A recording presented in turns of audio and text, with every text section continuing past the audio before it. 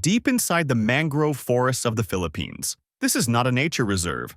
They build stilt houses over deep mud and rising tides. Why are they living on mud and water? To find the answer, we will enter the village inside the mangroves and document their truth. Hi, this is Severity and this is my business partner, Ashi. Hello everyone! We are now here and we are going to witness people who are living in the mangroves. So let's figure out how their lifestyle should be every day.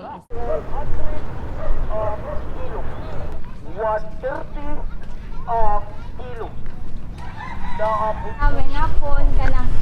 Pwede na ka na mo ma-interview ya. Dili ka nagpuyo ya? Hari rami agi ya?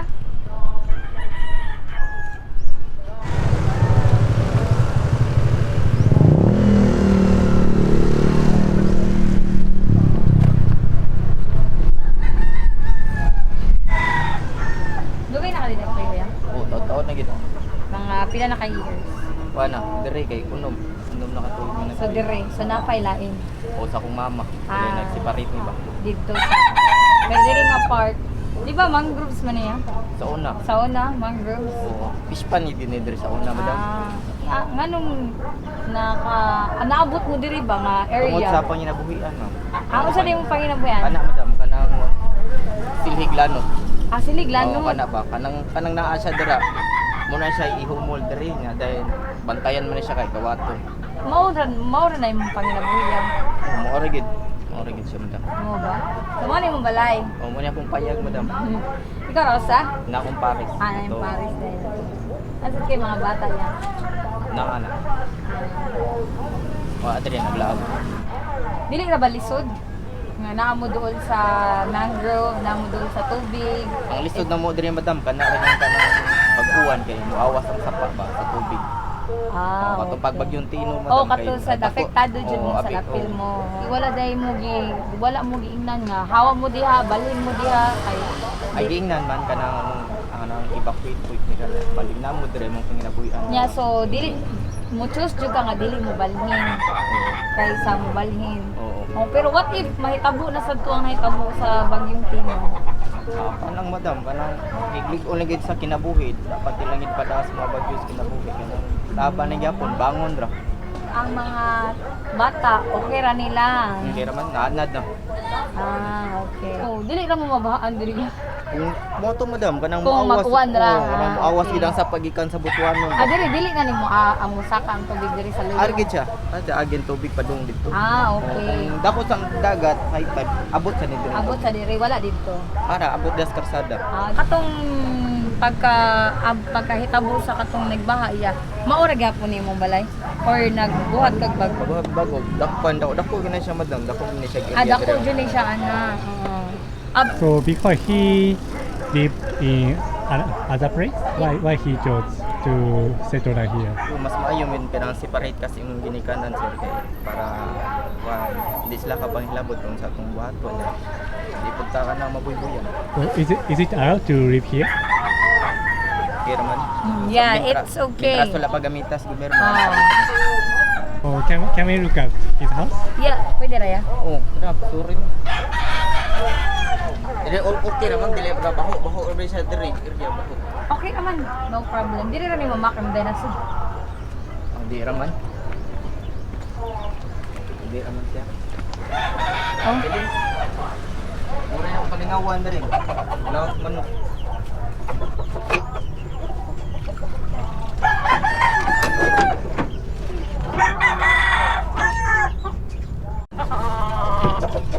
So namuhi sa day kag manok ya. Oo, gamay. Malingaw ra. Nga manok ka ng baligya? Kung na mo palit. Unsa man ni ka ng mga kanang kuani kanang para sa derby. Wanra ka ng anak po, pwede. So dato na kay kakuya no kay daghan na kay kag manok. Okay Mahal ra ba? ba ni sila? Ay, saan din nakahimo ang silibya? Kulon. So this is the broom. Gamit lang mo natin. Pero kuan gid siya ma'am, nagita mo buhat di pala kani mo materialis gani. Materials lang. So ina na lang kuhaon. Kung kaon lang diri ba. Dayon kuan, puluran. Oo. Taso proseso mo eh. Lagi. So di na lang kumangyo, bukalit yung silihid. Oo, labi nagsuroy ma'am. Kanang sa tao ba, kanang iyala ibaligya. Mas labi. nindot, nga kailangan ka mangyo. Nangya sila nila. Kaya inangka, trabala nila ma'am, ilara ka ng ginensaan. Luwi di na. Di na ako mangyo. Sorry ko yan, mangyo pa. Pwede naman, mangyo.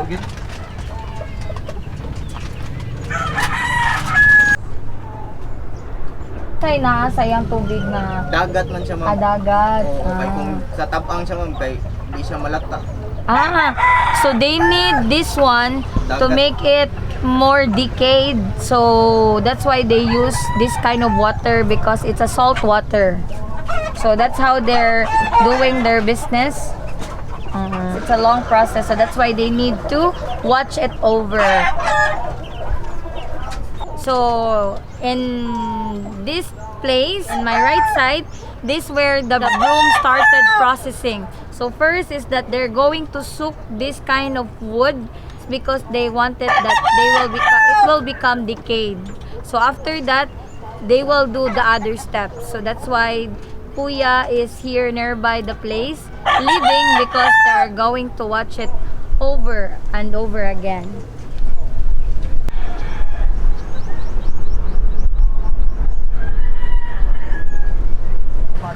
Okay guys, so look at this one. Here is the first thing where the broom came from. Then they are going to let it dry, but they will let it wet again or salt water. It happens because of the salt substance from the ocean water. So they need to make it more decayed so it will more good in making broom.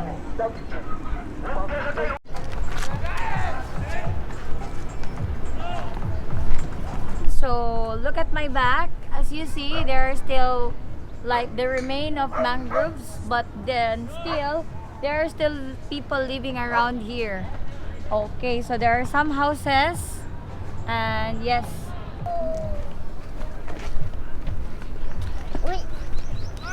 I'm here standing in the very small area where they do have their entrance in a very narrow space. So it's not the same on where other villagers came from, so they got the big entrances, but here it's just narrow. So a little adjustment you should do if you have to pass this kind of area. And as part of the information I've gathered, so people must build their houses in a little bit higher so the water cannot enter in their inner house.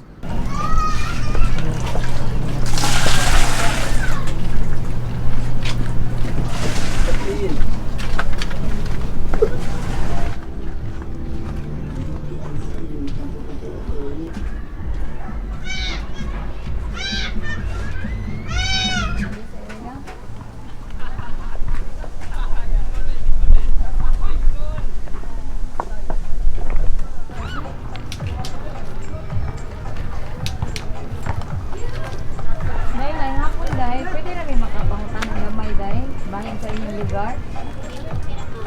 Kanang paano siya kanang nasa YouTube channel ba? Nabahaan sa midari ato kay katang baha.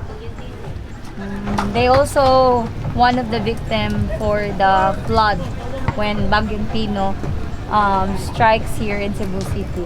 So kanang kung kabalo naman mo dito nga kanang nabahaan na mo. Balik lagi mo diri.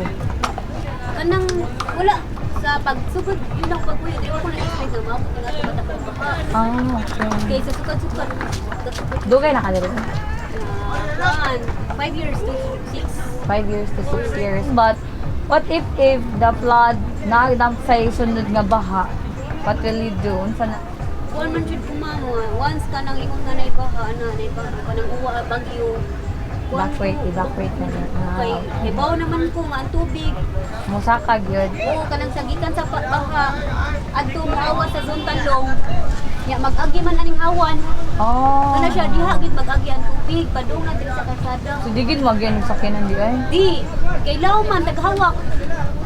Kasi nakatong pag time nga hitabo to wala mo ni evacuate ato. Di ako sa balay sa kumabuwang ni Bakit. Diha ra. So Kani pero wa sa ko na expect lagi nga to kada ko kay ni abot man jud silang sus sa Sud balay. sa balay. Taga diri na jud ang tubig na. Diha lagi ko kay pag audit diha ram sad ko sa ila. okay. Nya kato kay grabe man jud bisag wa siya dagat tubig jud siya grabe kay kung napatoy dagat. Samot. Oh, dili lang tagahawak buro diha sa akong magkuwang og diri. Kanang diin ka nagpuyo sa una to. Nara ko sa mama babaw ra sa dami. So nibalin ka diri No, ka. pagka minyon ako, Nibalin. all. We Filipino really has to move out if we already get married so that so we can stand our own feet. Kuan siya ang audit, baha man siya sa una pero dili okay ra kay diri ra ang tubig. Pero pag timo jud grabe kay hasta ni diri na tubigan Tubigan jud no. Oh, kusog man to ang audit tino kay diri man gid to sa atuan apektuhan. Oh, Pero nganong ang tinong may ang mas nabaan kay tungod man gud to mas sa kusog ang yan tubig tubig kaysa no. hangin. Ang audit kusog ang hangin. Hangin ra, no? Oh, hangin mo tong grabe ganyos. Okay ra ba daw nimo na kamo diri ng puyo? Kira man kay peaceful lang ang pagpuyo diri.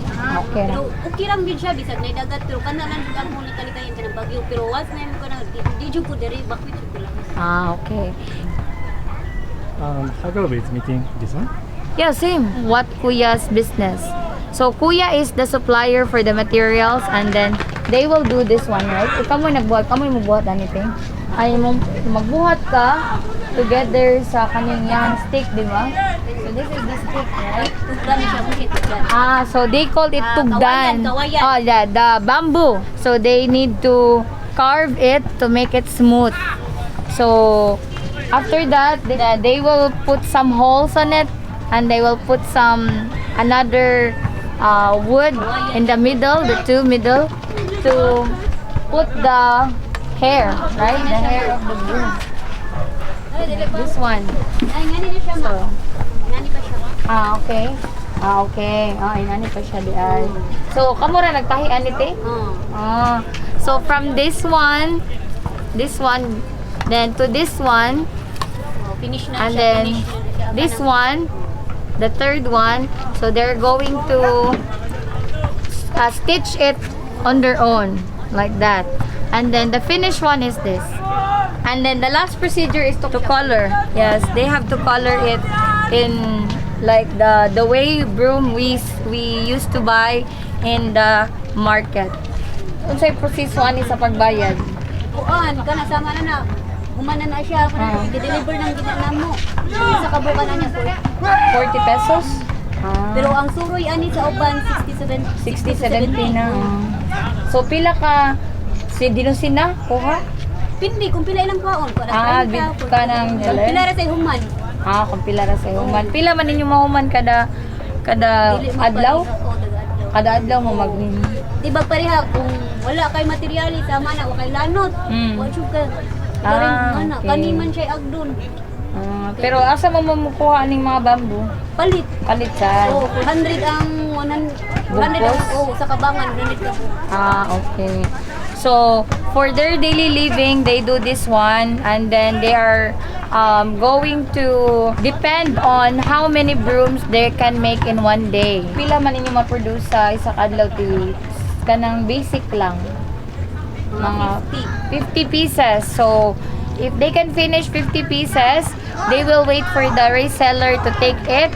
How much money she can earn per month average? Kari mga 20. 20,000. Oh, a month. 20,000 a month. Kiti, katong pagbalik ni mo, kamao na kamo yung money.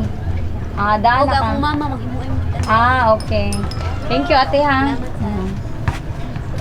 We witnessed already how the people or the family living in a mangrove area and also their business or livelihood. And it was very interesting. So this is from Cebu Realty. Thank you for watching, guys.